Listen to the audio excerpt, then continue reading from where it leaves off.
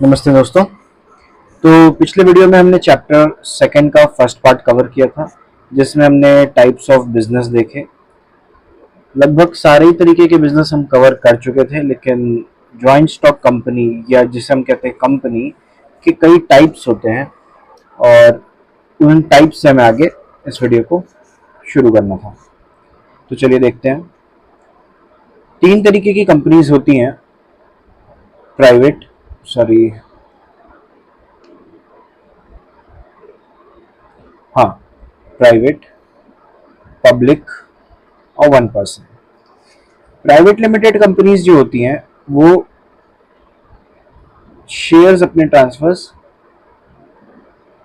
नहीं कर सकती। इनमें कम से कम 2 मेंबर और मैक्सिमम 200 मेंबर होते हैं, और पब्लिक को ये किसी भी तरीके से इनवाइट नहीं कर सकती अपने शेयर्स खरीदने के लिए।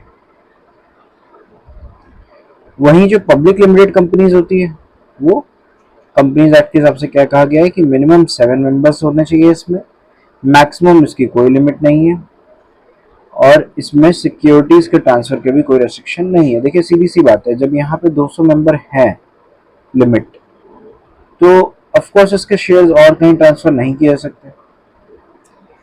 वहीं यहाँ पे मैक्सिमम कोई लिमिट नहीं है, तो इसी बेस पे कोई रेस्ट्रिक्शन भी नहीं है कि ये अपने शेयर्स किसी को भी ट्रांसफर कर सकती है। तीसरा, not prohibited to invite general public to subscribe it securities. ये भी वही बात हो गई कि किसी भी जनरल पब्लिक को इनविटेशन भेजने में कोई रुकाव नहीं है, कोई रोक टोक नहीं है। हम लोग जो जनरली कंपनियों के शेयर्स खरीदते हैं वो क्या रहती है, पब्लिक लिमिटेड कंपनीज। इसके बाद आती है आपकी 1% कंपनी। ये पहले नहीं होती थी 1%। फिर बाद में एक बहुत बड़ा फ्रॉड केस हुआ था एक बंदे के द्वारा, जिसने प्राइवेट लिमिटेड कंपनी अपने ही रिलेटिव्स और फ्रेंड्स के नाम पे शेयर्स क्रिएट करके उन्हें बोर्ड ऑफ डायरेक्टर और मेंबर बना के खड़ी की। लेकिन चूंकि वो उसके पैसे लगे हुए थे और उसी का सब कुछ था प्लान, इसीलिए डिसीजंस भी उसके अकेले के होते थे। जबकि कंपनी में सोल प्रोप्राइटरशिप की तरह नहीं किया जा सकता कि आप अकेले के डिसीजन लो। हालांकि जब उस पर कोर्ट केस हुआ तो कोर्ट में कोई भी व्यक्ति, कोई भी एडवोकेट ये प्रूव नहीं कर पाया कि उसने कुछ गलत काम किया है, जबकि सबके सामने था कि उसने काम गलत किए हैं, क्योंकि वो लीगली बिल्कुल परफेक्शन के साथ उसने किया था। कहीं भी इलीगल चीजें उसने नहीं की थी जो कानूनन तौर पे लिखित तौर पे कहा जा सके कि उसने गलत काम किया है। ऐसा उसने कैसे किया, क्योंकि उसने कंपनीज एक्ट को बहुत अच्छे से पढ़ा था। तो इस वजह से क्या हुआ कि उसने उसमें से लूप होल्स ढूंढ लिए। बाद में ये तय हुआ उस कोर्ट केस के बाद कि भाई 1% कंपनी को हमें लीगल कर देना चाहिए कुछ रेस्ट्रिक्शंस के साथ। क्योंकि जब भी कभी, देखिए बिटकॉइन के साथ भी अभी रिसेंट में ऐसा हुआ, जब भी कभी आपको ज़रूरत पड़ती है किसी चीज़ पे कंट्रोल करने की, गवर्नमेंट को ज़रूरत पड़ती है या अथॉरिटीज़ को ज़रूरत पड़ती है, तो उनका यही तरीका है कि पहले वो उसे लीगलाइज करें, तभी वो उसे कंट्रोल कर सकते हैं। जैसे इस समय कई तरीके के ड्रग्स ऐसे होते हैं अल्कोहल के अलावा और सिगरेट टबैको के अलावा जो इलीगल है, लेकिन उन पे गवर्नमेंट का कोई खास कंट्रोल नहीं है, क्योंकि वो लीगलाइज नहीं होंगे तो उनकी क्वांटिटी पे कोई रेशनलाइजेशन नहीं होगा।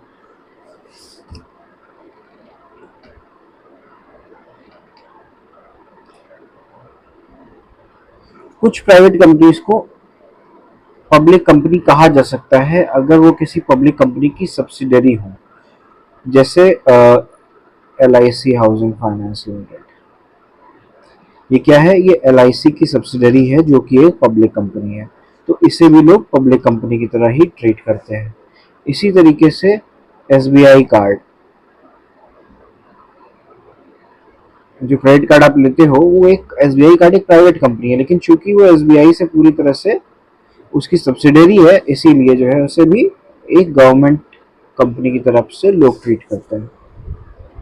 क्योंकि जब बड़ा वाउंड अप होगा, जब कभी भी उसको खत्म करा जाएगा, उसे वाइंड अप किया जाएगा, तो ये माना जाता है कि भाई शेयर होल्डर्स को कोई खासा नुकसान नहीं उठाना पड़ेगा, क्योंकि जो कंपनी पैदा कर जो इस सब्सिडरी कंपनी की ओनर है वो अपने आप में पब्लिक कंपनी है, वो गवर्नमेंट के द्वारा बैक्ड है। देखते हैं वन पर्सन कंपनी जिसे हम ओपीसी भी कहते हैं। ये 2013 के एक्ट में इंट्रोड्यूस की गई है, जैसा कि मैंने आपको बताया था काफी बाद में। इसमें क्या होता है कि कोई भी व्यक्ति एक से ज्यादा ओपीसी इनकॉर्पोरेट नहीं कर सकता, मतलब वन पर्सन कंपनी एक से ज्यादा वो नहीं चला सकता, ना ही वो नॉमिनी बन सकता है एक से ज्यादा वन पर्सन कंपनी में।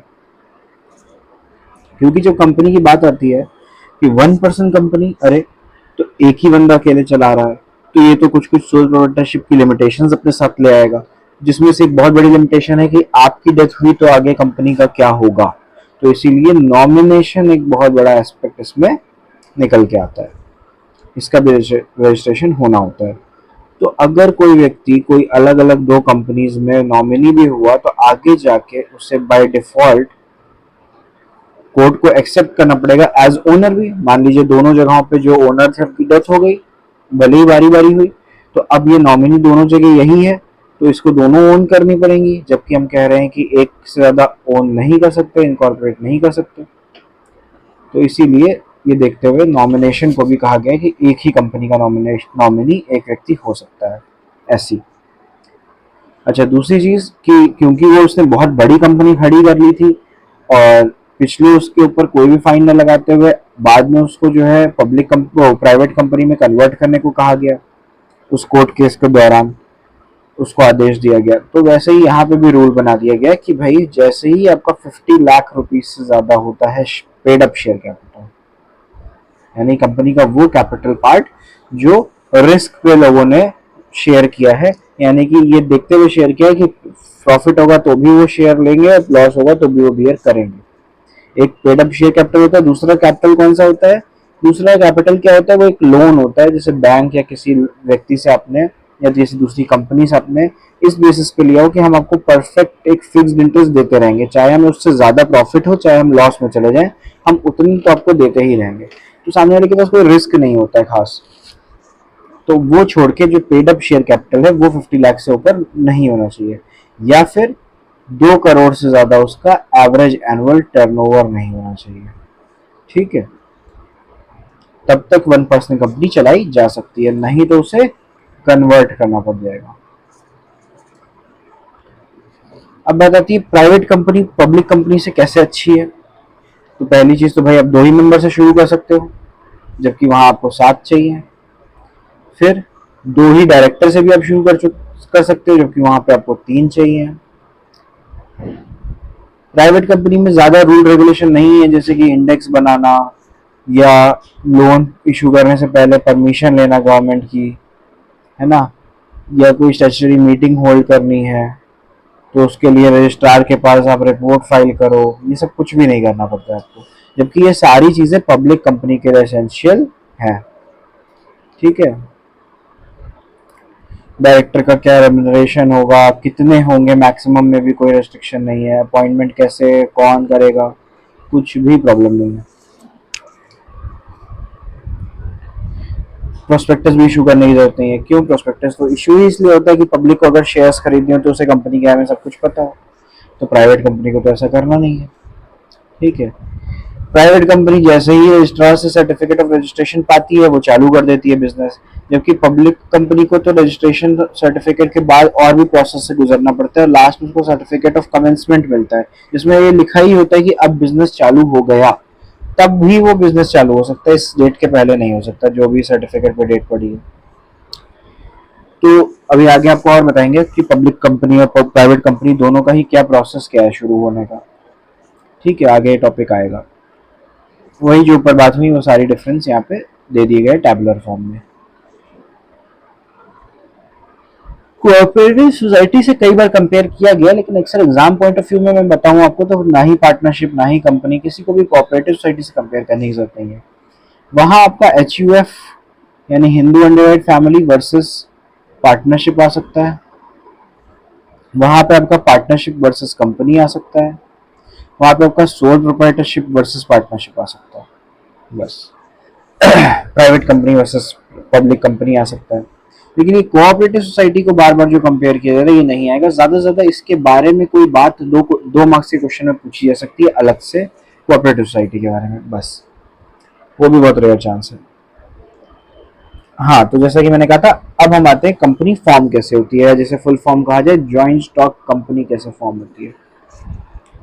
तो इसके 4 स्टेप्स हैं। पहला है प्रमोशन, दूसरा है इनकॉर्पोरेशन, तीसरा है कैपिटल सब्सक्रिप्शन और चौथा है कमेंसमेंट। अच्छा, जो आपको प्राइवेट कंपनी के बारे में भी ऊपर बात कर रहे थे, केवल सर्टिफिकेट ऑफ इनकॉर्पोरेशन से काम बन जाता है, वो इसलिए क्योंकि उसको ये 2 स्टेप ही काफी है। कैपिटल सब्सक्रिप्शन होना तो है ही, तभी तो बिजनेस का फंड आएगा, लेकिन इसके लिए गवर्नमेंट आपको बाध्य नहीं करती कि ये हो तो ही आपका आगे बढ़े। आगे देखते हैं कि ये चारों स्टेप्स है क्या आखिरकार। पहले आता है प्रमोशन। प्रमोशन के स्टेज में एक प्रमोटर होता है जिसके दिमाग में सबसे पहले उस आइडिया आया होता है उस कंपनी को या किसी कंपनी को खोलने का। फिर जब तक कंपनी शुरू नहीं हो जाती तो जो मेन व्यक्ति है जो ये सारी चीजें कर रहा है वो होता है प्रमोटर। ठीक है, क्या कहा जा रहा है, the promoter conceives the idea of the business, और उसको कंपनी बनाने में जो भी इनिशिएशन करना है वो खुद करता है। ये प्रमोटर एक अकेला भी हो सकता है, कई लोग भी हो सकते हैं, या एक खुद कंपनी भी हो सकती है जो दूसरी कंपनी खोलने का तय करे। लेकिन इन सारी चीजों में उन्हें क्या क्या चाहिए, उन्हें सबसे पहले तो चाहिए कि आइडेंटिफिकेशन ऑफ बिजनेस अपॉर्चुनिटी। आपको जब ये दिखता है, आप भी कभी सोचते होंगे कि आपके घर में कोई बड़ा भाई बहन या पिताजी माताजी ने कभी सोचा हो कि अच्छा हमें ये बिजनेस स्टार्ट करना चाहिए, या हमें ये कंपनी कंपनी तक का तो अभी खैर नहीं सोचा होगा किसी ने आपके आसपास ऐसा, लेकिन बिजनेस का जरूर सोचा होगा। तो सबसे पहले क्या होता है, क्यों बिजनेस का दिमाग में आता है आइडिया किसी के भी, ज्यादातर उसका रीजन, जो सही रीजन है वो होना क्या चाहिए कि आपको अपॉर्चुनिटी दिखी, आपको दिखा कि भाई ये एक जगह इस एक चीज की नीड बहुत ज्यादा है, कोई अगर ऐसा कोई बिजनेस शुरू करता है तो लोगों की नीड फुलफिल होगी और बिजनेस भी चल उठेगा। ठीक है, तो idea to setup a business ऐसे आकर होता है। फिर सेकंड आता है फिजिबिलिटी स्टडीज। क्यों अब तक कोई किसी ने वहां बिजनेस चालू नहीं किया, कहीं ऐसा तो नहीं कि वहां वो बिजनेस करना पॉसिबल ही ना हो किसी भी गिवन रीजन की वजह से। नीचे हम रीजंस की भी बात करेंगे, और अगर ऐसा है या नहीं है, दोनों ही केस में हमें अगर बिजनेस शुरू करना है वहां पे तो हम कैसे करें, क्या क्या चीजें हैं जो हमें चेक करनी पड़ेंगी, या क्या क्या चीजें हैं जो फीजिबल होनी चाहिए। पहला आता है आपका टेक्निकल फीजिबिलिटी, कि ऐसा तो नहीं कि आप अफ्रीकन कंट्री में आइसक्रीम का ठेला लगाना चाहते हो, बताओ पॉसिबल है ये। अगर आपके पास सुपर हाईटेक टेक्नोलॉजी नहीं है जिसके लिए भी आपको इतना खर्चा करना पड़ जाएगा कि फिर आपकी आइसक्रीम की कॉस्ट बिल्कुल कस्टमर के लिए अनबियरेबल हो जाएगी। भाई प्रॉफिट के लिए काम करोगे ना, लॉस के लिए तो करोगे नहीं। तो टेक्निकली फीजिबल होना चाहिए वहां पे, वो जो टेक्नोलॉजी उसके लिए चाहिए है वो उसी बजट में आ सके जो बजट हमें रेवेन्यू अलाउ कर रहा है, जो इनकम हमें होगी सामान बेचने से, जिसकी श्योरिटी हो, मिनिमम से मिनिमम इनकम जिसकी श्योरिटी हो, वो इनकम हमें जितना बजट अलाउ कर रही है हम उसी बजट में टेक्निकल चीजें खरीद सकते हैं, टेक्नोलॉजी खरीद सकते हैं। कभी कभी ऐसा ही होता है कि वो टेक्नोलॉजी उस जगह अवेलेबल ही नहीं है। अभी जैसे मैंने अफ्रीका की बात की, तो हो सकता है वो टेक्नोलॉजी वहां मिले ही ना आपको। फिर non availability of raw material. में रॉ मटेरियल तो ज्यादातर ऐसे होते हैं कई चीजों के, स्पेशली खाने पीने की चीजों के, जो आप बार बार दूर से मंगा नहीं सकते। डेली सेल्स के लिए आपको वो इमीडिएटली अवेलेबल होना चाहिए, तो कई बार वो भी नहीं होता। फिर आती है फाइनेंशियल फिजिबिलिटी। क्या, जैसे कि मैंने अभी कहा था, क्या उसका रेवेन्यू उन चीजों को अलाउ कर पा रहा है।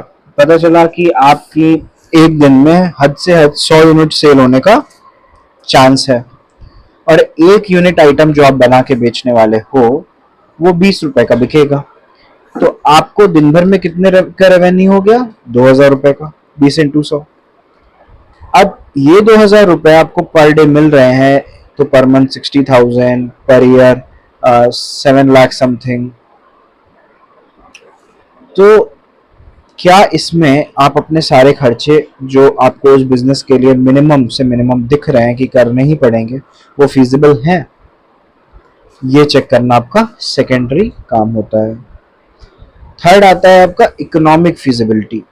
सिर्फ इसलिए कि भाई हाँ बहुत प्रॉफिटेबल बिजनेस है, आपका सब कुछ वापस हो जाएगा पैसा, आप बिजनेस शुरू कर दो, ये जरूरी नहीं है। कई बार बिजनेसमैन के लिए इकोनॉमिकली फिजिबल है कि नहीं, उसके पास उतना फंड जो स्टार्टिंग में लगना है वो है भी कि नहीं, या उसे मिलेगा भी कि नहीं, वो देखना होता है। अगर वो कैपिटल कहीं से एक शॉर्ट टर्म के लिए अरेंज करके लगा भी दे, तो भी कोई भी दुनिया का बिजनेस आपको कैपिटल वापस नहीं कर पाता। वो उस पर आपको एक अच्छा इंटरेस्ट या प्रॉफिट ही दे सकता है। ऐसा नहीं हो सकता कि आपने 1 लाख रुपए से बिजनेस स्टार्ट किया और 4 महीने में आपने वो 1 लाख वापस कमा लिया बिना कुछ और खर्च किए। ऐसा पॉसिबल नहीं है। फिर आता है आपका नेम अप्रूवल। अब दो कंपनीज के पास सेम नाम नहीं हो सकता, यानी कोई भी नई कंपनी आप शुरू करने जा रहे हो तो उसका नाम यूनिक होना चाहिए। उसे हमें रजिस्ट्रार से अप्रूव कराना पड़ता है। रजिस्ट्रार क्या है, ये अभी आगे कई बार आएगा, पीछे भी 2-3 बार ये वर्ड आया।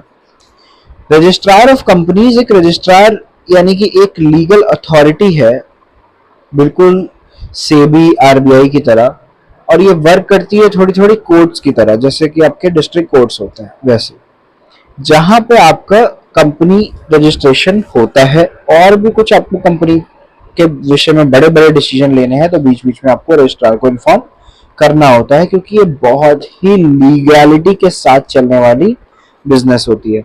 सोल प्रोप्राइटरशिप की तरह नहीं कि आपने आज मन किया आपने शुरू कर दिया, कल आपका मन किया आपने बिजनेस बंद कर दिया, ऐसा नहीं होता कंपनी में। कंपनी और सोल प्रोप्राइटरशिप इस मामले में बिल्कुल एक्सट्रीम है। वैसे भी कई मामलों में एक्सट्रीम्स हैं, लेकिन इस मामले में भी अपोजिट है बिल्कुल। Fixing up signatories to MOA. इसके बाद आपको आगे जाके पता चलेगा कि एमओए क्या है, मेमोरेंडम ऑफ एसोसिएशन।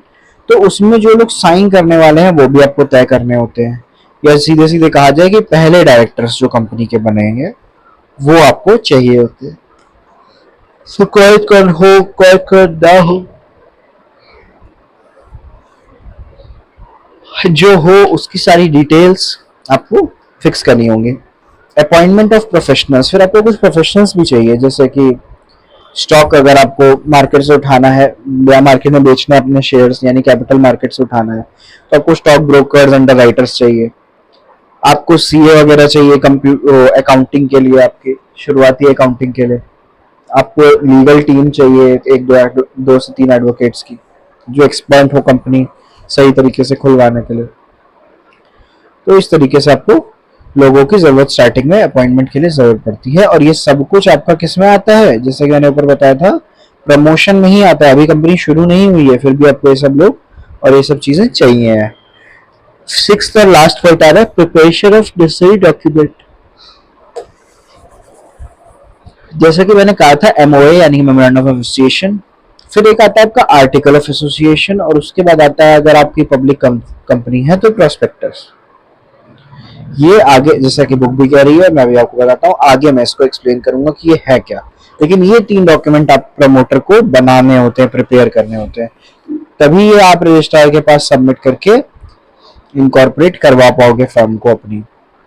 अब सेकंड आता है इनकॉर्पोरेशन स्टेज, जो कि प्राइवेट कंपनियों के लिए लास्ट स्टेज कहा जा सकता है, अगर उनके जो चुने हुए डायरेक्टर्स हैं या मेंबर्स हैं उन्होंने फंड दे दिया है ऑलरेडी अपने पास से। तो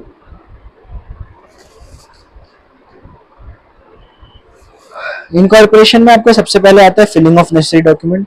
ये जो एमओए आपने प्रिपेयर किया है, ये सब आपको पूरा फिल करना है जब रजिस्ट्रार आपका नाम अप्रूव कर दे तब। ठीक है, कि आपने जो कंपनी का नाम रखा है वो यूनिक है, वो रखा जा सकता है, हर तरह से लीगल है, तब आप फिर आगे का काम करते हो, आगे के डॉक्यूमेंट सबमिट करते हो, जिसमें आता है आपका MOA, articles of association, AOA, statement of authorised capital, कितना कैपिटल आपका ऑथराइज्ड है, ये, a list of directors with their name, address and occupation and age. ये वैसे आर्टिकल्स में आ जाता है जहां तक, लेकिन फिर भी डायरेक्टर्स कौन होंगे, उनके नाम, पते, वो क्या करते हैं, उनकी एज क्या है, etcetera. The written consent of directors to act as director, भाई आप किसी को भी खुद चाहो, आपके पास उनकी ये सारी डिटेल है, नेम एड्रेस ऑक्यूपेशन एज, आप डायरेक्टर बना दो, ऐसा नहीं है। वो भी डायरेक्टर बनने के लिए एग्री हो तो उनकी रिटन कंसेंट चाहिए, ठीक है। फिर आता है notice of the address of registered office of the company. Of course अगर कोई कंपनी खुल रही है तो उसका एक ऑफिस तो होगा ही, चाहे जितनी ही आप ई मार्केट बना लो, जो भी बना लो, क्या अमेजोन का, क्या ब्लिंकिट का, क्या जोमेटो का, एक्सेट्रा एक्सेट्रा, इनका क्या कोई ऑफिस नहीं होता है? बिल्कुल होता है। तो वो रजिस्टर्ड ऑफिस जो कंपनी का होगा, उसका एड्रेस का नोटिस कि ये इसका एड्रेस है। A statutory declaration stating that all the formalities related to the formation of company are duly completed.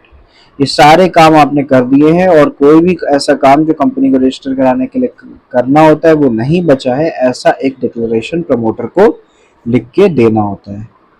फिर आता है पेमेंट ऑफ फीस। रजिस्ट्रार क्या, आपने सारे डॉक्यूमेंट जमा कर दिए तो अब आपको उसके साथ कुछ फीस भी तो देनी पड़ेगी, फ्री में तो कोई काम हो नहीं सकता इस तरह के बड़ा काम। तो जो भी जेन्युइन रजिस्ट्रेशन फीस है गवर्नमेंट द्वारा तय की गई प्रिस्क्राइब, वो आपको उसके साथ डिपॉजिट करनी होती है इन डॉक्यूमेंट्स के साथ। थर्ड आता है आपका रजिस्ट्रेशन। रजिस्ट्रेशन क्या है?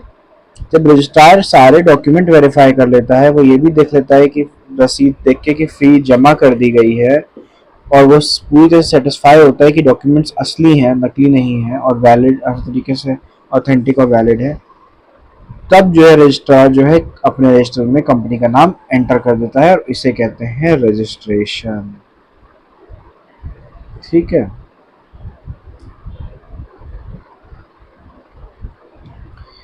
फिर आता है सर्टिफिकेट ऑफ इनकॉर्पोरेशन। अपने रजिस्टर में नाम आपकी कंपनी का लिख देने के बाद रजिस्ट्रार आपको क्या इशू करेगा? Certificate of incorporation. इसका मतलब इस डेट से, इस समय से कंपनी अपने आप में एक लीगल आइडेंटिटी के रूप में स्टैब्लिश हो गई है, ठीक है। ऐसा दिखता है कुछ कुछ certificate of incorporation. I hereby certify that name of the company is this day incorporated in the Companies Act 1956 and the company is limited under my hand at Delhi. Companies Act 2013 हो गया है वैसे अब। On 24th day of August 2012, register of company का signature, sign, rupees, यहाँ पे stamp और seal. हर year में 1 से शुरू किया जाता है और एक कॉर्पोरेट एंटिटी नंबर बन जाता है ऑफ ईयर करके, जिससे कि उसकी यूनिकनेस पता चल सके। सर्टिफिकेट ऑफ इनकॉर्पोरेशन से फायदा क्या होता है? एक कंपनी लीगली बॉर्न होती है, उसका बर्थ सर्टिफिकेट जैसा होता है, ठीक है, क्योंकि वो एक सेपरेट लीगल एंटिटी है। आज के दिन से उसके ऊपर केस हो सकता है, वो किसी और के ऊपर केस कर सकती है, वो अपने नाम पे जमीन खरीद सकती है, कंपनी अपने नाम पे बैंक अकाउंट खुलवा सकती है, ठीक है। एक आर्टिफिशियल पर्सन वो बन चुकी है, उसकी लीगल एग्जिस्टेंस है दुनिया में, ठीक है। कुछ कंफ्यूजन लोगों को होते हैं, इसीलिए 2 पॉइंट यहाँ पे लिखे हैं इन्होंने कि मान लीजिए कि 24 अगस्त को सर्टिफिकेट दिया गया, लेकिन उसके अंदर डेट 22 अगस्त लिखी थी, तो कंपनी का 22 अगस्त ही डेट ऑफ बर्थ माना जाएगा। तो वो सारी चीजें 23 अगस्त से यानी अगले दिन से कैरी आउट कर सकती है, भले ही उसे सर्टिफिकेट 24 अगस्त को मिला। फिर रजिस्ट्रेशन सर्टिफिकेट के बाद अगर ये देखा जाता है कि पर्सन ने जो सिग्नेचर है वो गड़बड़ बनाए थे या मेमोरेंडम पे, तो भी इनकॉर्पोरेशन जो है वैलिड ही माना जाएगा, क्योंकि सर्टिफिकेट जारी हो चुका है, ठीक है। थर्ड आती है आपकी कैपिटल सब्सक्रिप्शन स्टेज। अब आपने जब कैपिटल क्रिएट किया कि भाई हमारी कंपनी इतने रुपए, इतने लाख रुपए, इतने करोड़ हजार रुपए के होगी, तो उसके पैसे भी तो आपको चाहिए, तो आप कैसे अरेंज करोगे सारे पैसे, है ना। कैपिटल सब्सक्राइब करवा के डायरेक्टर्स, मेंबर्स और पब्लिक के द्वारा, अगर पब्लिक कंपनी है तो आप क्या करते हो? वहां से पैसे उठाते हो। कैसे उठाते हो? सबसे पहले आप सेबी से अप्रूवल लोगे कि हाँ भाई क्या लोग डीमैट अकाउंट हमारे नाम पे खोल सकते हैं या अपने डीमैट अकाउंट से हमसे ट्रांजेक्शन कर सकते हैं कि नहीं। इस तरीके का आपको सेबी से अप्रूवल लेना पड़ेगा, ठीक। सेबी बहुत बड़ी अथॉरिटी है, बड़ी बड़ी कंपनियां बंद करवा सकती है अकेले अपने दम पे। तो इसीलिए बहुत केयरफुल होना होता है कंपनीज को इनसे, क्योंकि ये ही तय करती हैं कि आपने लोगों के साथ कहीं फ्रॉड तो नहीं किया, आपने कैपिटल मार्केट में कोई छेड़छाड़ तो नहीं की, कोई इनसाइडर ट्रेडिंग तो नहीं चल रही है कंपनी का, कोई बड़े पद का एम्प्लॉय जो जानता है आगे डिसीजन जो होने वाले हैं जिससे कंपनी को फायदा होगा वो पता चला अपने घर वालों के नाम पे शेयर्स खरीदे ले रहा है, इसे इनसाइडर ट्रेडिंग कहते हैं। ये तो नहीं हो रही। फिर आपको एक प्रोस्पेक्टस इशू करना पड़ता है, या प्रोस्पेक्टस के नाम पे, प्रोस्पेक्टस की जगह पे एक स्टेटमेंट इशू करना पड़ता है जो कि लोगों से शेयर्स खरीदने की इनविटेशन होती है, पब्लिक से अपने शेयर्स खरीदवाने की invitation. Appointment of bankers, brokers and underwriters, जो भी मैंने अभी ऊपर बात की थी कि लोगों की जरूरत पड़ती है उन सबको अपॉइंट करिए, आप रखिए। ये आपका थर्ड स्टेज है। मिनिमम सब्सक्रिप्शन, एक कुछ मिनिमम अमाउंट रजिस्ट्रार कहता है कि भाई अगले कुछ दिनों तक, जो जैसे यहाँ पे 120 डेज लिखा है और 90% लिखा है, तो यानी कि कंपनीज एक्ट के हिसाब से इस बुक के छपते टाइम क्या रूल था, या सेबी का क्या रूल था कि कम से कम 90% आपका जो पेड अप कैपिटल है वो प्रोस्पेक्टस इशू होने के 120 डेज के अंदर आपको रिसीव हो जाए।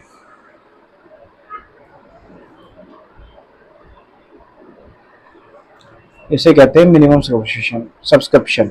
फिफ्थ आता है आपका application to stock exchange. SEBI केवल गवर्निंग बोर्ड है, वो नजर रखता है कि आप काम सही से कर रहे हो या नहीं, लेकिन आपको अपने शेयर्स मार्केट में शो करवाने हैं कि लोग खरीद सके और उसका पूरा उसके ऊपर चीजें कंट्रोल्ड रहे, मार्केट का एक बैलेंस बना रहे। तो आप किसी एक स्टॉक एक्सचेंज में जैसे एनएससी, बीएससी, सेंसेक्स, इनके यहाँ क्या करते हो, आप अप्लाई करते हो एज अ कंपनी कि हमें रजिस्टर कर लिया जाए। फिर आता है आपका अलॉटमेंट ऑफ शेयर्स। अब जब लोगों ने पैसे लगाए तो हम उन्हें शेयर्स दे देंगे, अलॉट कर देंगे कि भाई मिस्टर ए के 50,000 शेयर्स, मिस्टर बी के 200 शेयर्स, मिस्टर सी के 1 लाख शेयर्स एक्सेट्रा। वैसे इतनी वैरायटी होती नहीं है, किसी के 2 शेयर तो किसी के 5 शेयर के तो किसी के 100 शेयर, ऐसा होता है। वो भी तब होता है जब शेयर्स बहुत महंगे हों, वरना बहुत सस्ते शेयर्स होते हैं तो लोग 50-20 ऐसे ही खरीदते हैं। तो जिसने भी खरीदा उसका नाम एड्रेस के साथ स्टेट करते हुए हमने नंबर ऑफ शेयर कितने अलॉट किए हैं ये रजिस्ट्रार के यहाँ भेज देते हैं, ये बात भी। फिर आता है कमेंसमेंट ऑफ बिजनेस। अब बिजनेस लगभग पूरी तरह से खड़ा हो चुका है, अब आखिरी स्टेप बिजनेस का है शुरू करने का, वो क्या है, कमेंसमेंट, जो कि मैंने आपको बताया था पब्लिक कंपनी में बहुत जरूरी है, क्योंकि उन्हें एक और certificate of commencement of business भी चाहिए होता है। ठीक है।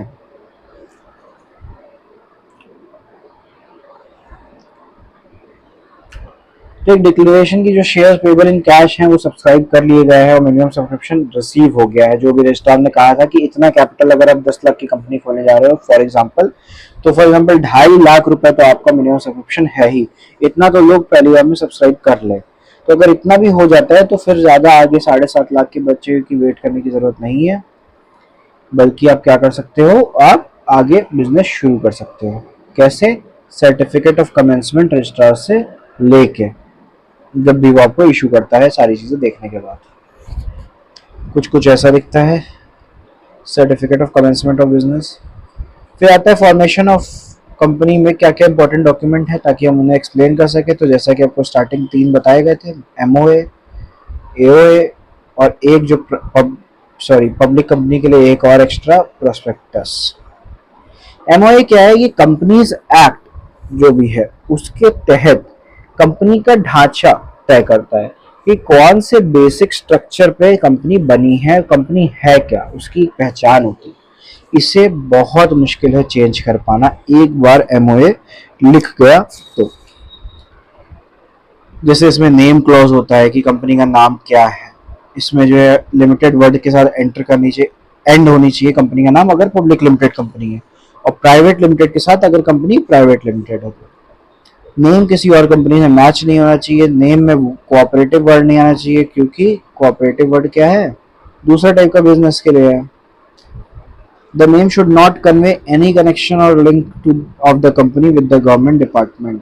जो नाम हो वो कंपनी का किसी भी गवर्नमेंट डिपार्टमेंट का या किसी भी दूसरी कंपनी से बिल्कुल भी कनेक्शन में ना हो। जैसे आप मेगा कंपनी खोल दो अभी, इंस्टेंट नूडल्स की, तो गलत होगा, क्योंकि भले ही आप मैगी नहीं लिख रहे हैं बट मैगा लिखना भी गलत है, क्योंकि वो बहुत ही ज़्यादा क्लोज है हर तरह से। ठीक है, एक तरीके से वो केवल नाम सेम हो तो बात भी है, नाम सिमिलर हो तो, लेकिन आप बना भी वही मटेरियल रहे हो, गुड्स भी वही प्रोड्यूस कर रहे हो जो वो कर रहे हैं, तो गलत हो जाता है। ऑल्ट्रेशन ऑफ नेम क्लॉज एक ऑप्शन रहता है कि नेम क्लॉज को आप चेंज करा सकते हो सेंट्रल गवर्नमेंट से अप्रूव करवा के। सिचुएशन एंड डोमिसाइल क्लॉज, हाँ भाई ये जरूर बात आती है कि आप किस स्टेट या किस सिटी से बिलोंग कर रहे हो, आपका बिजनेस कहाँ पे है ना, इससे बहुत फर्क पड़ता है, क्योंकि कंपनी जो है डॉक्यूमेंट वहीं वहीं स्टोर करवाती है जहाँ जहाँ सेफ रहे वो documents. Alteration of situation clause, फिर एक सिचुएशन क्लॉज आता है, उसको चेंज करने की बात आ जाती है कि किस जगह पे लोकेटेड है उसको कैसे बदला जा सकता है। तो एक स्पेशल रेजोल्यूशन या फिर रजिस्ट्रार जो है दोनों स्टेट्स के, उनसे एक सैंक्शन लेटर लेके आप जो है ऐसा कर सकते हो। फिर आता है by passing a special resolution only if the office is to be shifted from one town to another. तो हमें क्या करना पड़ता है, अगर एक टाउन से दूसरे टाउन में हम चेंज कर रहे हैं लेकिन दोनों सेम स्टेट में है, ऑफिस हम शिफ्ट कर रहे हैं, तो केवल एक स्पेशल रेजोल्यूशन पास करके भी काम चल सकता है। फिर आता है by passing an ordinary resolution if office is to be shifted from अलग। हाँ, अब ऑर्डिनरी रेजोल्यूशन भी पास किया सकता है, कोई ज़रूरी नहीं हर बार आप पब्लिक रेजोल्यूशन ही पास करो या पब्लिक नोटिस ही दो। ठीक है, आप एक नॉर्मल नोटिस भी दे सकते हो। फिर आता है ऑब्जेक्ट क्लॉज। ऑब्जेक्ट क्लॉज भाई सही सी बात है, कंपनी बनाने जा रहे हैं, कंपनी के बारे में चीज़ें उसके एमओए में लिख रहे हैं, तो ये तो लिखेंगे ना कि कंपनी किस मकसद से शुरू की जा रही है, क्या ऑब्जेक्टिव है कि नहीं। तो ये हो जाता है आपका ऑब्जेक्ट क्लॉज। अब ऑब्जेक्टिव ऐसा ना हो कि हमें ड्रग्स इंपोर्ट करना है, तो लीगल रहना चाहिए। ठीक है, किसी भी देश के प्रोविजंस के खिलाफ नहीं हो ऐसा, क्योंकि आपके अब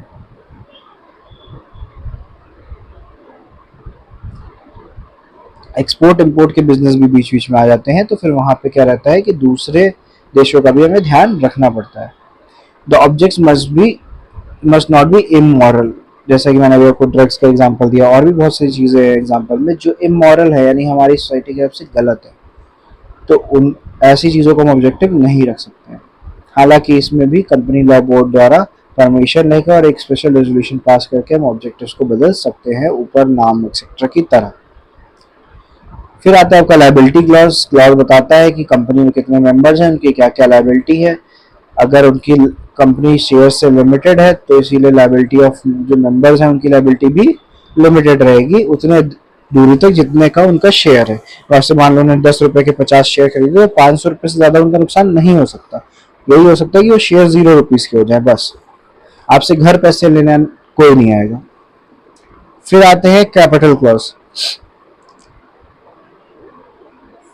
कैपिटल क्लॉज क्या है कि भाई कितना कैपिटल होगा। अभी मैं आपसे स्टार्टिंग में ही पूछ रहा था कि कितना, मतलब कितनी बड़ी कितनी छोटी कंपनियां होती हैं, तो अलग अलग कंपनी का अलग अलग कैपिटल होता है, और वो कैपिटल जो है क्या कहते हैं कि उन्हें पहले से तय करना होता है और उसमें लिखना होता है। एसोसिएशन और सब्सक्रिप्शन क्लॉज। अब कई डायरेक्टर्स या मेंबर्स थे उस कंपनी के बनाए गए, उनका एक एसोसिएशन है, वो उसके बारे में सारी चीजें, उनमें से कितनों ने क्या क्या सब्सक्राइब किया, ये सब भी आपको लिखना होता है। ये सब एमओए है, ये ज्यादा चेंज नहीं हो सकता है, नामुमकिन है लगभग चेंज करना। और अब देखिए एसोसिएशन क्लॉज का तो अल्टरेशन में लिखा है कैन नॉट बी अल्टर्ड, क्योंकि ये पहली बार क्या हुआ इसके बारे में बात कर रहे हैं, तो ये चीजें चेंज तो हो नहीं सकती, तो इसीलिए एमओए में भी चेंज करना अलाउड नहीं है।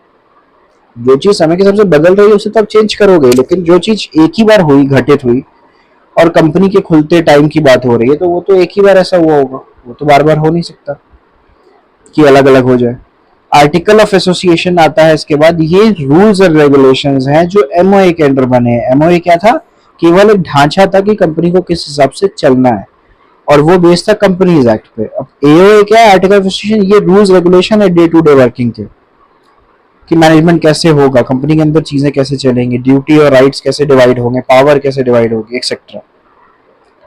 डिसीजन मेकिंग कौन करेगा, कितने लोग उसको सलाह देंगे, ये सारी चीज़ें आर्टिकल ऑफ एसोसिएशन में लिखी जाती हैं और ये एमओए के स्कोप के अंदर ही रखी जाती है, उससे बाहर निकल के नहीं हो सकती किसी भी कंपनी का एओए, उसी की अपने एमओए से बाहर या बड़ा नहीं होना चाहिए। फिर आता है और भी कंटेंट्स, तो अमाउंट ऑफ शेयर कैपिटल और different classes of share, share कई तरीके के होते हैं, इक्विटी, डेब्ट, आगे भी बहुत सारे बताऊंगा, स्पेशली मैं आपको ये बात बताऊंगा अकाउंटिंग में जब आप शेयर चैप्टर शुरू करोगे। सेकंड आता है rights of each type of share holder, जितने भी तरह के शेयर होल्डर है उनके तरह के शेयर होल्डर का क्या क्या राइट है ये दिया होना चाहिए। जैसे procedure for making allotment of shares, A में भी लिखा होना चाहिए कि हम शेयर्स अलॉट करते टाइम क्या प्रोसेस अपनाते हैं। शेयर सर्टिफिकेट इशू करने का क्या प्रोसेस रहता है ये दिया होना चाहिए। शेयर ट्रांसफर करने का, शेयर फॉरफीट करने का, फॉरफीट वर्ड भी आप बहुत सुनोगे अकाउंट्स में जब आप शेयर चैप्टर पढ़ोगे। इसका सीधा सीधा मतलब होता है कि आपने 10 रुपए का शेयर था, उसमें से फॉर एग्जाम्पल 2.5 रुपए देना भूल गए हो या आप नहीं दे पा रहे हो आगे, तो आपका पूरे 10 रुपए का शेयर ही जो है जब्त कर लेती है कंपनी वापस, उसे कहते हैं फॉरफीचर यानी हड़प लेना। फिर रीइश्यू फॉरफिटेड शेयर, अब शेयर अपने पास रख के करेंगे क्या, हमें तो पैसा चाहिए ना, शेयर तो एक केवल डॉक्यूमेंट है जो कि ओरल भी हो सकता है, ओरल ना सही तो एटलीस्ट डिजिटल तो हो ही सकता है, वो अपने आप में तो कोई गुड है नहीं जो यूज कर लिया जाए, तो इसीलिए जो शेयर्स हैं वो हमें वापस रीइश्यू करने होते हैं क्योंकि हमने कैपिटल जुटाने के लिए ही वो बनाए थे शेयर्स, तो इसीलिए आगे हम रीइश्यू करते हैं अगर फॉरफिट कर लिए गए हैं तो। Procedure for conducting meeting, meeting कब कब कैसे कैसे कंडक्ट होगी, कैसे उसे बुलाया जाएगा, किस तरह से मिनट्स नोट होंगे, सब कुछ प्रोसेस दिया होता है एओए में। कोई नए बस 5 बंदे भी आ जाएं पुराने 5 की जगह तो भी वो ये सब पढ़ के समझ सकते हैं अपनी कंपनी के बारे में और उसको जान सकते हैं। इसी तरह से और भी पॉइंट्स हैं, आप लोग घर पे पढ़िएगा, ना समझ में आए तो कमेंट्स में मुझसे ज़रूर पूछिएगा। साथ ही साथ कमेंट्स में ये बताना ध्यान रखें कि कौन से ऐसे छोटे टॉपिक्स हैं किसी भी 11th-12th की कॉमर्स की किसी भी सब्जेक्ट की बुक के जो आपको लग रहा है ये हमारा क्लास टीचर सही से समझा नहीं पा रहा है या ये बहुत टेक्निकल टॉपिक है, वो सब आप मुझसे अलग से पूछ सकते हैं। अगर किसी भी टॉपिक पे 2 या 3 कमेंट भी आ गए कि भाई हमें ये इस टॉपिक के बारे में समझाइए या जानना है, तो मैं फिर उस पर एक शॉर्ट यूट्यूब शॉर्ट बना के भी अपलोड करूंगा चैनल पर।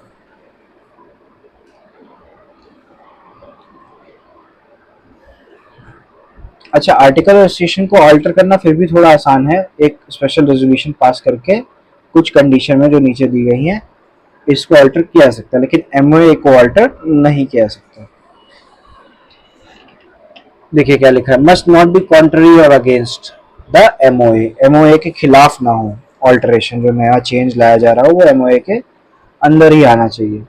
It must not result in breach of contract with outsider, और जो बाहरी लोग हैं उनके साथ एक जो कॉन्ट्रैक्ट आपका डे टू डे बिजनेस के से बना होता है उसको ब्रीच ना करें, ऐसा कोई चेंज एओए में ना आए।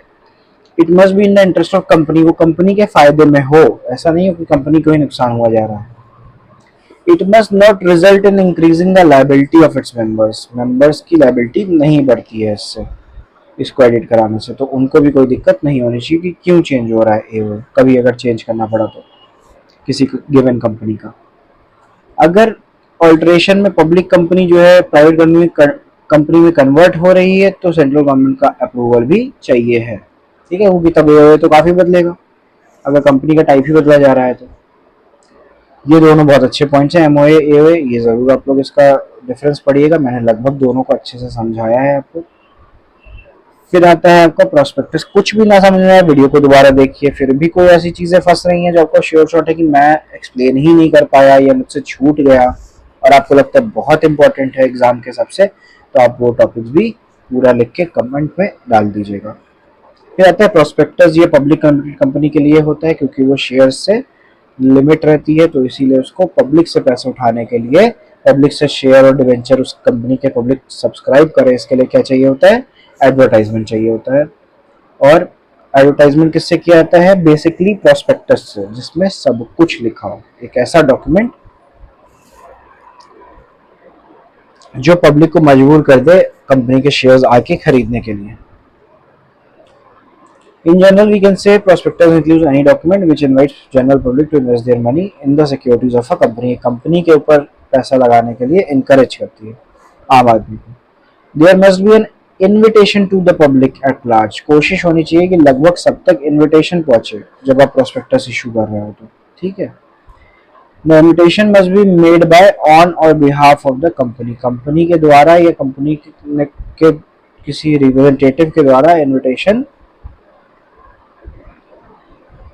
दिया जाता है।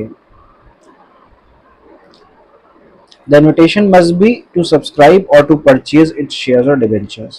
Invitation किस बारे में होना चाहिए? केवल और केवल बिजनेस की, एक दूसरे बिजनेस शादी हो रही है इस बारे में नहीं ना। शेयर और डिबेंचर उसके खरीद लिए जाए कृपया करके, ऐसा इन्विटेशन पब्लिक के लिए होता है, ठीक है। फिर आपका लास्ट पॉइंट आता है choice of form of business. आपने पिछले वीडियो में सारे टाइप्स पढ़े और कंपनी के बारे में अच्छे से आपने इस वीडियो में पढ़ा। अब अगर आपको कल को जाके कोई बिजनेस खोलना है तो आप इनमें से कौन सा चुनोगे, अभी से ना बताओ, आप तभी चुन पाओगे। क्यों? क्योंकि सिचुएशन के अकॉर्डिंग ही इन्हें चुना जा सकता है। एक, नेचर ऑफ बिजनेस। क्या फैक्टर आप पहले देखोगे कि जो बिजनेस का फॉर्म है वो कैसा है, आप किस चीज का बिजनेस करना चाह रहे हो। कई बार ऐसा होता है कि कुछ चीजों का बिजनेस पहले से ही तय होता है कि ये तो सोल प्रोप्राइटरशिप में ही हो पाएगा, ये तो पार्टनरशिप में ही हो पाएगा, इसकी तो कंपनी ही खोली जा सकती है। जैसे आपको बनानी है इलेक्ट्रिक गाड़ियां, आपने देखा कि भैया आजकल हर हर थोड़े छोटे शहर में 10 लोग ऐसे निकल आ रहे हैं जो ई रिक्शा और ई बाइक्स बना रहे हैं, क्योंकि उस पर कोई बहुत बड़ा रजिस्ट्रेशन नहीं चाहिए। तो आपने कहा मैं भी करूंगा, तो अब इसमें आपको किसी भी हाल में मिनिमम एक कंपनी रजिस्ट्रेशन चाहिए, क्योंकि आपको एक ऐसा काम करना है जो आरटीओ के यहाँ आपका प्रोडक्ट रजिस्टर होगा, उस वो जो व्यक्ति चलाएगा खरीदेगा उसके लाइफ तक उस पर कहीं ना कहीं डिपेंड होगी इनडायरेक्टली। तो इसीलिए बहुत बड़ी चीज़ है, इसमें कंपनी का रजिस्टर होना ज़रूरी हो जाता है। वैसे ही ये आपको ब्यूटी पार्लर खोलना है, मान लीजिए एक होता है ब्यूटी प्रोडक्ट्स की आपको फर्म खोलनी है और एक होता है आपको ब्यूटी पार्लर खोलना है, तो ये तो आप रिटेल्स लेवल पे यानी कि सोल प्रोप्राइटरशिप लेवल पे ही खोलोगे। तो इसलिए नेचर ऑफ बिजनेस बहुत इंपॉर्टेंट फैक्टर है ये तय करने के लिए कि हमको कौन सा बिजनेस चलाना चाहिए, कौन सा टाइप चूज करना चाहिए। फिर आता है कैपिटल कंसिडरेशन, कितना कैपिटल आपको जरूरत है या आप लगा सकते हो। दोनों ही चीज, डिमांड सप्लाई दोनों देखने की जरूरत होती है हमें कि कैपिटल कितना लगेगा। कैपिटल के हिसाब से भाई अब 10 लाख है आपके पास तो आप परचून की दुकान या वही तो खोल पाओगे। ब्यूटी पार्लर हो गया, पास का कोई स्ट्रीट फूड एरिया हो गया, ऐसी जगह एक शॉप या एक फूड वैन, ये सब चीजें तो कर सकते हो। लेकिन अगर आप कहना चाहते हो कि नहीं भाई हमारे पास है भी और हम इस बिजनेस में लगाना भी चाहते हैं लगभग 500 करोड़ रुपए, जैसे रिलायंस ने जियो 4G पे लगाया था एक साथ, तो वो ऑफकोर्स कंपनी में ही पॉसिबल है इतना बड़ा कैपिटल। डिग्री ऑफ कंट्रोल क्या चाहते हो? आप चाहते हो सिर्फ मेरा कंट्रोल रहे, कोई इसमें कोई दखल अंदाजी ना करो, तो सोल प्रोप्राइटरशिप बढ़िया है। आप समझना, ये जो मैं हर बार सोल प्रोप्राइटरशिप वो कंपनी ही बोल रहा हूँ, बीच में partnership, Hindu underwear family, cooperative society, ऐसा कुछ भी नहीं उठा रहा हूँ। इसका रीजन यही है कि ये डिग्री जैसा हमने पढ़ते आए हैं बिल्कुल उसी तरह से बढ़ेगी या घटेगी, या तो असेंडिंग रहेगी या डिसेंडिंग रहेगी हर फैक्टर। अगर कोई चीज मैंने कही कि सोल प्रोप्राइटरशिप में कम है कंपनी में ज्यादा है, तो पार्टनरशिप में कहीं ना कहीं मीडियम रहेगी वो चीज, ठीक है। तो ये हो गया डिग्री ऑफ कंट्रोल। अगर आप पूरा चाहते हो तो सोल प्रोप्राइटरशिप खोलो, अगर आपको कोई फर्क नहीं पड़ता, कुछ भी होता रहा कंपनी में या फर्म में, तो आप कंपनी खोलो। फिर आता है लीगल फॉर्मेलिटी। क्या आप कई सारा लीगल फॉर्मेलिटी करने को तैयार हो, या आप लीगली जो है एलिजिबल भी हो उस चीज को करने के लिए, ये देखना पड़ता है। उस हिसाब से तय होता है कि बिजनेस का साइज क्या रहेगा। लाइबिलिटी, क्या आप अनलिमिटेड लाइबिलिटी लेने को तैयार हो? आप सोल प्रोप्राइटरशिप खोल लो, आप पार्टनरशिप में एक्टिव पार्टनर बन जाओ, एक्सेट्रा एक्सेट्रा। लेकिन अगर आप रिस्क बिल्कुल नहीं लेना चाहते तो आप क्या करोगे? आप खुद का बिजनेस ही नहीं शुरू करोगे, दूसरे के चलते हुए बिजनेस में जाके थोड़े से शेयर्स खरीद लोगे, उससे आप भी एक कंपनी के ओनर बन गए कहीं ना कहीं छोटे पार्ट पे, लेकिन आपको कोई भी लायबिलिटी नहीं है, क्योंकि आपने जितने शेयर्स खरीदे ज्यादा से ज्यादा क्या होगा, वो पूरे पूरे डूब जाएंगे, जो कि भी आमतौर पे होता ही नहीं है। फिर आता है आपका मैनेजमेंट एबिलिटी। आपकी मैनेजमेंट करने की क्षमता कितनी है, कितना बड़ा बिजनेस आप अकेले दम पे चला सकते हो, क्योंकि कहीं ना कहीं तो आप खुद ही का बिजनेस शुरू करने जा रहे हो, ठीक है। तो आप चलाओगे तो खुद, तो इसीलिए एबिलिटी क्या है। हालांकि कंपनीज इतनी बड़ी हो जाती हैं और इतनी पुरानी हो जाती हैं कि उनको बनाने वाले प्रमोटर्स बचते नहीं हैं, तो इसीलिए वहाँ पे मैनेजमेंट एबिलिटी देख के ही मैनेजर रखा जाता है कि उसने एमबीए कर रखा हो, उसने पीएचडी कर रखा हो बिजनेस एडमिनिस्ट्रेशन में, या उसने 2-3 फील्ड में अच्छे से स्किल्स भी ले रखी हो। ठीक है। फ्लेक्सिबिलिटी ऑफ ऑपरेशन, अगर आपको चाहिए कि हम जब चाहें बंद कर दें, जिस दिन चाहें हम काम पे नहीं जाना, तो ये सब सोल प्रोप्राइटरशिप या पार्टनरशिप में ही हो सकता है। लेकिन अगर आप कंपनी में सोचो तो ऐसा कभी भी पॉसिबल नहीं है। कोई और आएगा, कोई भी बैठेगा, किसी भी तरह आप जानो, लेकिन काम होना चाहिए हर दिन। कॉन्टिन्यूटी, ये माना जाता है किसी भी कंपनी को खोलते टाइम कि ये जो है लंबा चलेगी, नेवर एंडिंग होगी, इसीलिए 15-20 साल तक का लोन और इंफ्रा में एक्सपेंडिचर तो सरकारें बिना देखे कर देती हैं, कोई भी सरकार हो। इसके बाद आता है कॉन्टिन्यूटी, मतलब कि जो बिजनेस है वो लंबा चलेगा, इस बात की श्योरिटी हमें रखनी पड़ती है। ठीक है। तो ये तरीके थे आपके, जिस तरीके से आप तय कर सकते हो कि कौन सा बिजनेस आपके लिए सूटेबल रहेगा। ठीक है। आज के वीडियो में इतना ही। अगली बार हम शुरू करेंगे अपना चैप्टर 3, जो कि रहेगा